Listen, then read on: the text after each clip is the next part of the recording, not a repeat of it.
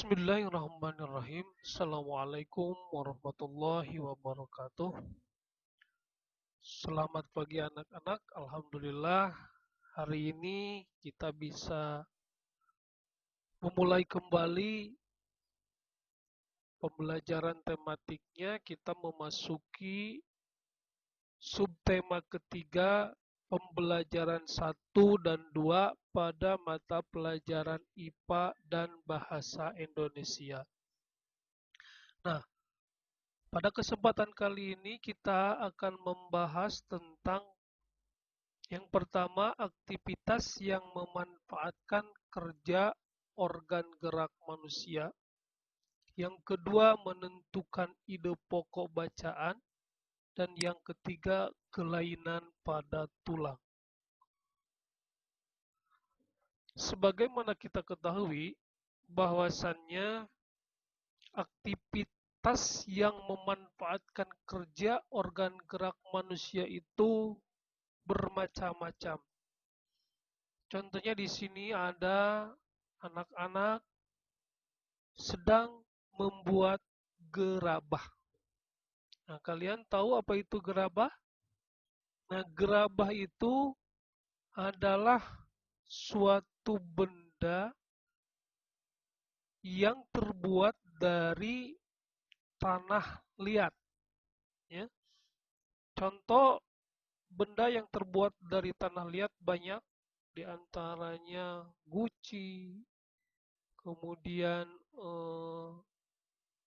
celengan, kendi, dan sebagainya. Nah,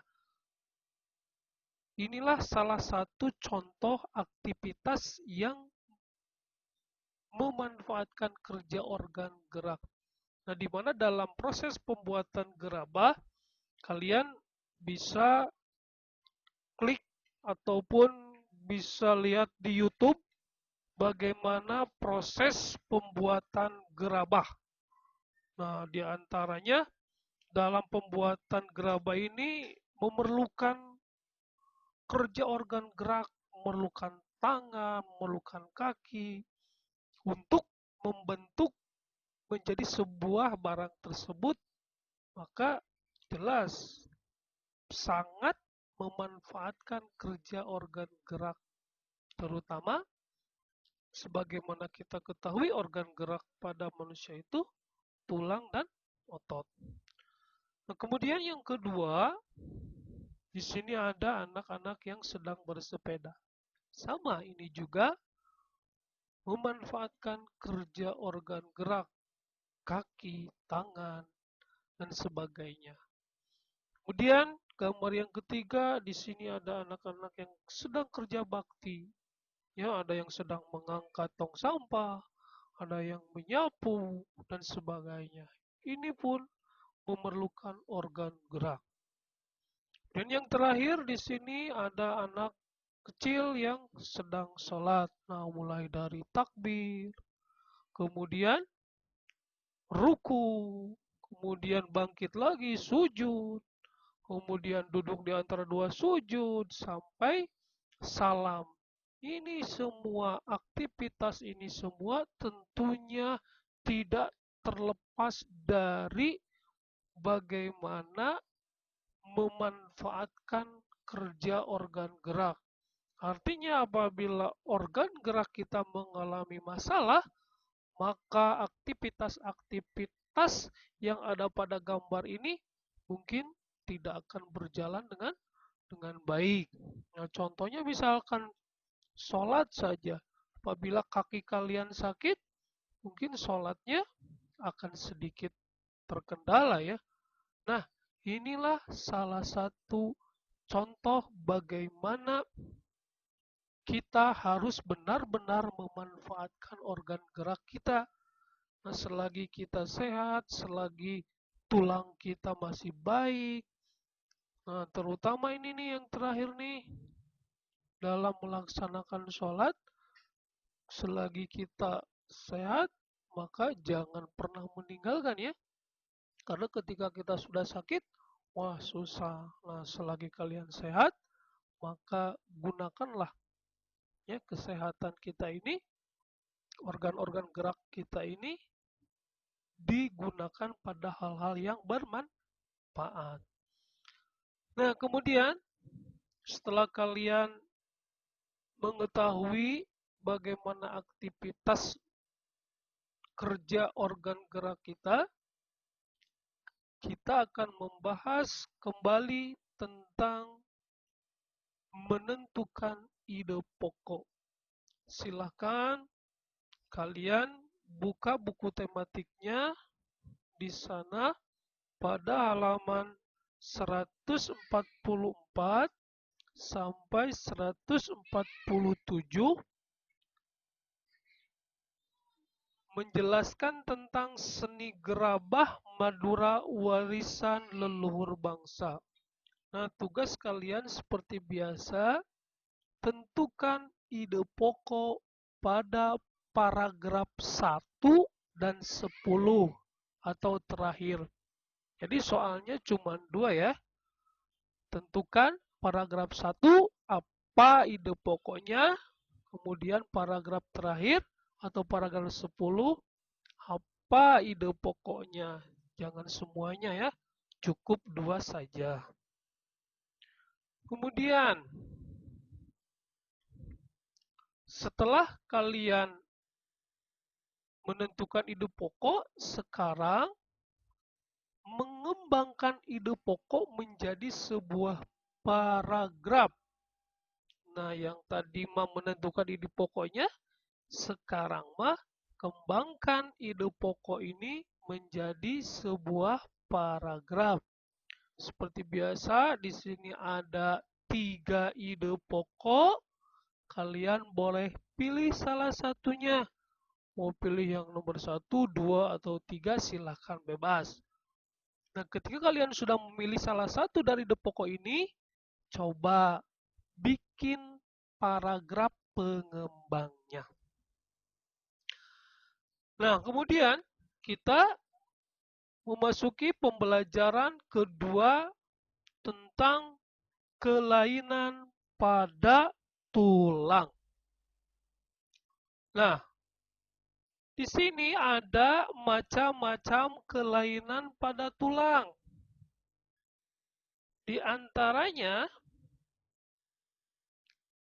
kelainan pada tulang itu yang pertama ada yang disebut dengan fraktura. Atau fraktura ini disebut patah tulang. Nah, patah tulang atau fraktura ini dibagi menjadi 2.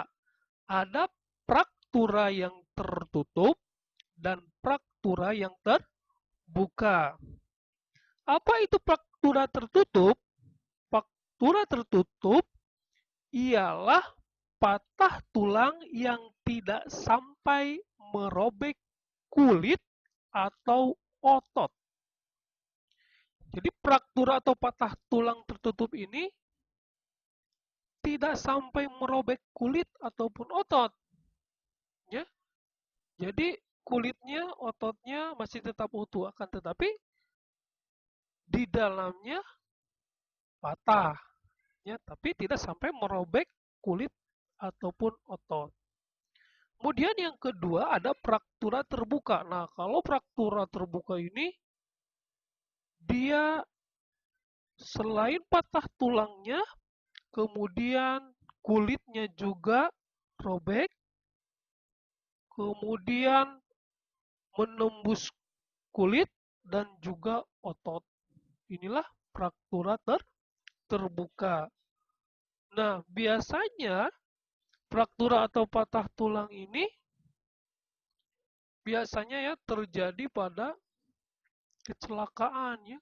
Kalau yang kecelakaan, misalkan nauzubillah ya, nauzubillah min zalik, ada yang tertabrak, ada yang beradu, ada yang sedang main bola misalkan. Nah, hati-hati ya, kalian jangan sampai aktivitas kalian menjadi membahayakan diri kalian sendiri. Ya, untuk itu kalian harus hati-hati dalam menjaga organ gerak tubuh kita ini. Ya, ini kelainan pada tulang yang pertama. yaitu patah tulang. Kemudian kelainan yang kedua ada yang disebut dengan polio. Apa itu polio? Polio ini disebabkan oleh virus polio yang merusak saraf motorik, sehingga virus polio ini dapat menyebabkan kelumpuhan pada otot. Nah, untuk menghindari agar kita terhindar dari virus polio ini, nah, biasanya kalian di sekolah suka diberikan vaksin polio ya pada usia ya masih SD. Biasanya kalian ataupun di puskesmas suka ada vaksin polio. Nah, hal ini untuk mencegah apa? Mencegah virus polio, di mana virus ini dapat merusak saraf motorik. Nah, kemudian yang ketiga, kelainan pada tulang itu ada yang disebut osteoporosis. Apa itu osteoporosis? Osteoporosis ini kekurangan zat kapur atau kalsium. Nah, jadi biasanya osteoporosis ini tulang-tulang kita mulai rapuh ya, mulai keropos. Nah, salah satu supaya tulang-tulang kita tidak keropos, yakni kita harus banyak memakan makanan yang mengandung vitamin D dan kalsium. Contohnya adalah kalian harus banyak minimal 1 hari minum susu ataupun ikan ya. Nah, inilah salah satu makanan yang bisa membuat tulang-tulang kita kuat ya, diantaranya susu dan ikan. Kemudian yang keempat, di sini ada kelainan pada tulang itu disebut fisura. Fisura itu retak pada tulang. Nah, kalau tadi mah fraktura, patah fraktura itu. Kalau fisura itu cuma retak saja. Tetapi tentunya ini juga sangat berbahaya juga ya. Kalau kalian misalkan tulangnya retak, pasti bermasalah juga. Ya, biasanya ya tadi retak tulang ataupun patah tulang ini terjadinya itu pada saat kecelakaan ataupun ketika kalian beraktivitas main bola terlalu tidak tidak ada aturannya ya. Jadi seenaknya main bolanya. Nah, hati-hati ya. Hal ini bisa menyebabkan kelainan pada tulang kita. Kemudian yang kelima, rematik. Apa penyebab rematik? Nah, rematik itu biasanya nyeri pada sendi. Ya, persendian kita itu biasanya kalau sudah rematik sakit. Tangan misalkan, sedikit-sedikit sakit. Kaki sedikit-sedikit sakit. Begitu pula siku. Nah, inilah salah satu kelainan pada tulang. Nah, biasanya usia-usia sudah tua suka rematik, ya nyeri pada persendian tangan, kaki atau sikut. Kemudian yang keenam ada yang disebut kifosis. Apa itu kifosis? Kifosis itu tulang punggung bengkok ke belakang atau bungkuk. Nah, biasanya ini disebabkan oleh sikap duduk atau berdiri yang sering membungkuk. Jadi, kalian kalau duduk hati-hati. Ya, harus betul duduknya itu. Jangan sampai ketika duduk posisi tubuh kalian membungkuk, apalagi berjam-jam. Nah, hati-hati. Nah, untuk itu dalam sikap duduk kita harus tegap, ya. Supaya apa? Supaya tulang punggung kita tidak mengalami kelainan, ya. Nah, kiposis artinya Anda ya mungkin kalian pernah melihat ada orang yang bungkuk, artinya tulang punggungnya membungkuk ke depan. Nah, biasanya ini disebabkan karena duduk yang tidak benar. Kemudian yang ketujuh ada yang disebut lordosis. Kalau lordosis, tulang punggung terlalu bengkok ke depan. Kalau ini mah sebaliknya. Kalau kiposisme membungkuk ke belakang, kalau lordosis itu terlalu bengkok ke depan. Nah, penyebabnya apa? Biasanya sikap duduk atau berdiri yang sering membusungkan dada. Jadi dadanya dikedepankan. Sama ini juga salah satu kelainan pada tulang juga, ya.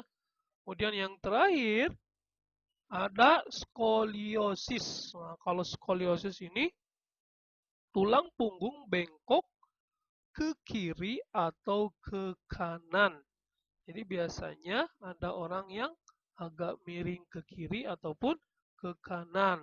Nah, penyebabnya biasanya kebiasaan duduknya posisinya itu suka miring atau suka mengangkat beban berat tidak seimbang antara bahu kiri dan bahu kanan. Misalkan mengangkat berat-berat itu tangan kanan saja sehingga si tulangnya agak miring ke kanan ataupun mengangkat dengan tangan kiri saja terus-terusan. Nah, ini pun akan mengalami kelainan. Nah, jadi caranya supaya kita tidak mengalami kelainan kiposis, lordosis atau skoliosis, artinya dalam duduk, dalam berdiri, kita harus tegak. Artinya biasa-biasa saja, jangan terlalu membungkuk, jangan terlalu membusungkan, jangan juga dimiringkan. Ya, itulah beberapa macam-macam kelainan pada tulang. Nah, yang terakhir di sini ada gambar kelainan pada tulang. Nah, ini telah dibahas nih. Silahkan, kira-kira menurut kalian nomor 1, apa nama kelainan tulangnya? 2, 3, inilah salah satu contoh kelainan pada tulang kalian. Isi ya di buku catatan. Nah, anak-anak, mungkin pembelajaran dari Bapak sekian. Mudah-mudahan ada manfaatnya. Billahi taufiq wal hidayah. Wassalamualaikum warahmatullahi wabarakatuh.